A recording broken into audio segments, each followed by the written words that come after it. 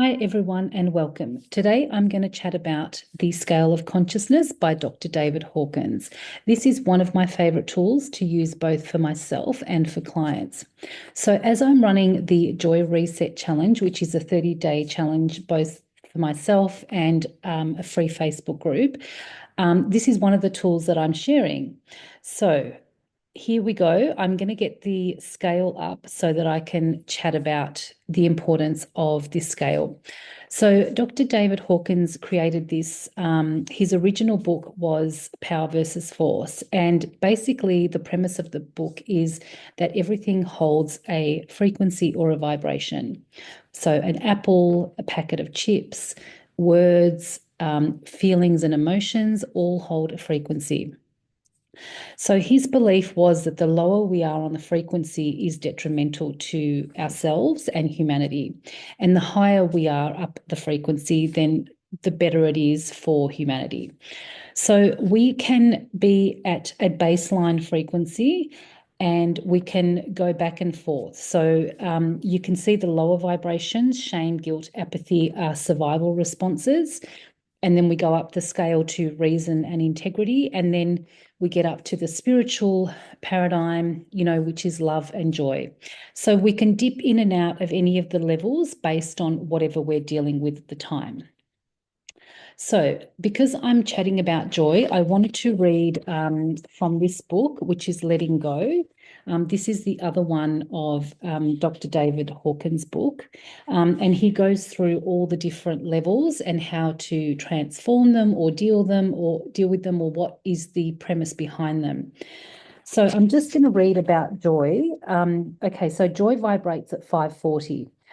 Joy is love that is unconditional and unchanging despite circumstances and the actions of others. So it's where you stay at your baseline and are not triggered or affected by other people's behavior, which is not the easiest things to do. But when you're in that state, it usually means you've done a fair bit of work on yourself, that you realize that other people's actions or triggers are theirs alone and they are not anything to do with you. So then you don't allow that to kind of infiltrate your peace or your level of joy, let's say. The world is illuminated by exquisite beauty, which is seen in all things.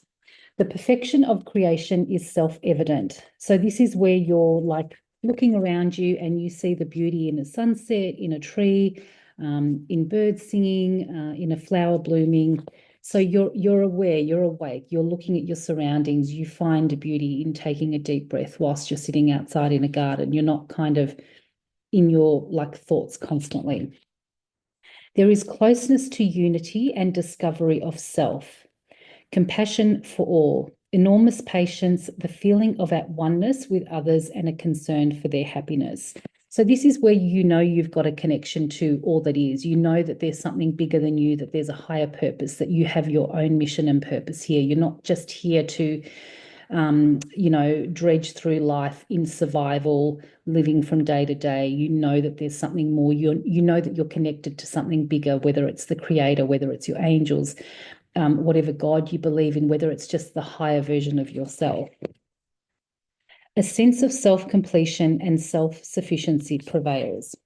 So the way that the scale works is that I'm just going to get a different chart up here. I'm just going to try and make it bigger if I can. So what we can see here is, okay, that's better.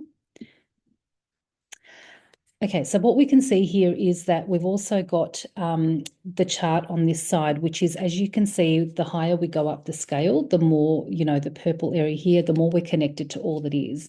And the lower we come down the scale, the more we're in survival. So there's nothing wrong with being anywhere on the chart. It's just we're all going to go back and forth depending on what we're dealing with. So when we're going into something like a shadow emotion, if we're in fear about something, let's say we need to do something and we're in fear about it, whether it's, a challenge or something that we find scary, we're going to dip down into that lower vibration. But then we might have something like our job or our creativity, or we love to dance, and things like that will just drive us all the way up the scale to, joy and happiness.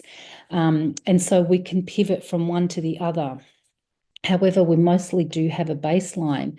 When I actually pendulum tested my baseline earlier this morning before coming on to chat about this, I am at, it was acceptance, I believe. So my pendulum's going into a yes as I say that.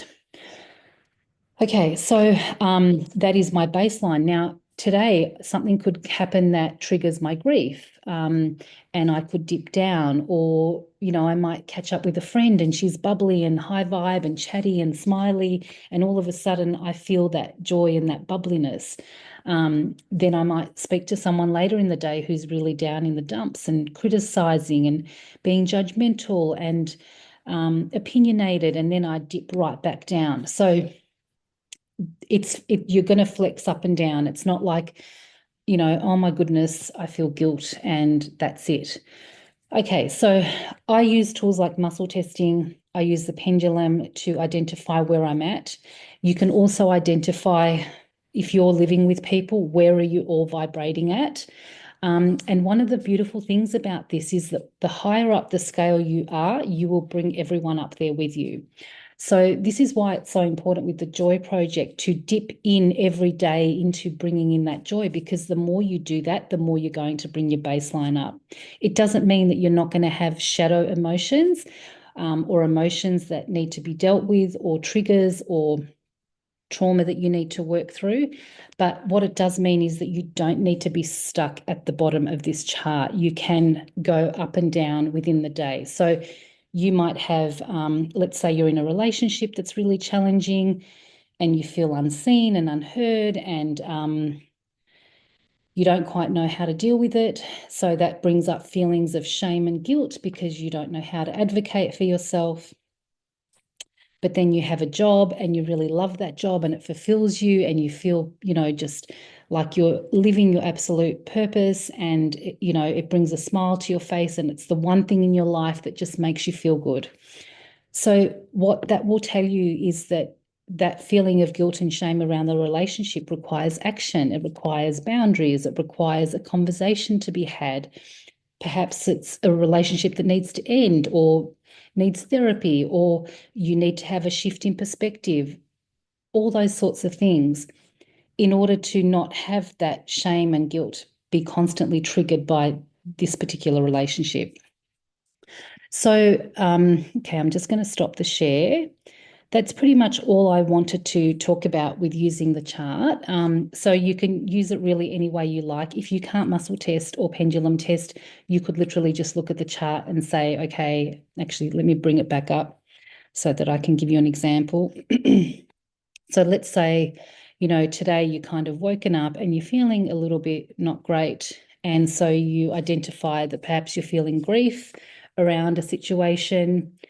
And if we look at grief, it's vibrating at 75, and we've got regret, tragic, disdainful, despondency. So the first thing you could do is tune in. Where are you feeling the grief? What's coming up? What can you do to identify what the trigger is? Do you need a therapy session? Do you need to have a good cry?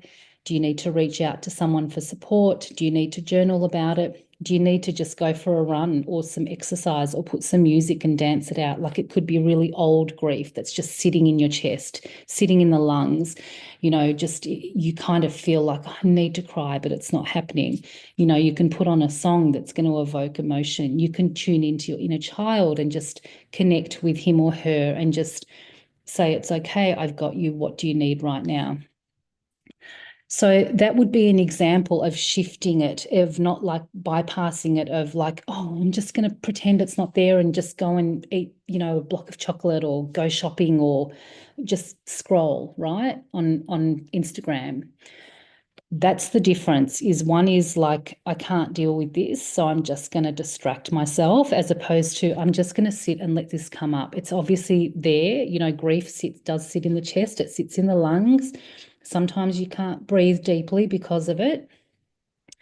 it will feel thick and heavy. It'll feel like a blanket. And sometimes we just need to take deep breaths and just let it shift.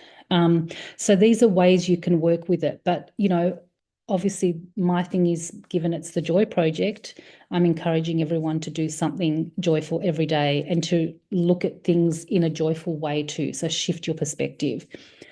Okay, so I think I've shared enough. Yeah, feel free to reach out if you have any questions or any comments. And of course, you can always book a session: energy healing, kinesiology, trauma-informed manifesting, angel readings, the whole lot. I can help you with any one of those tools depending on what you need, and my sessions are online at this stage. Okay, so thank you for watching, and I hope that you got some really insightful information, and feel free to watch this a few times because I have said a lot. So if you've never heard of the chart, you might need to just, perhaps print out one or get one of the books, or even just Google. There's lots of resources, plenty of other videos online that are free to listen to get more information if you're interested. Okay, thanks for watching.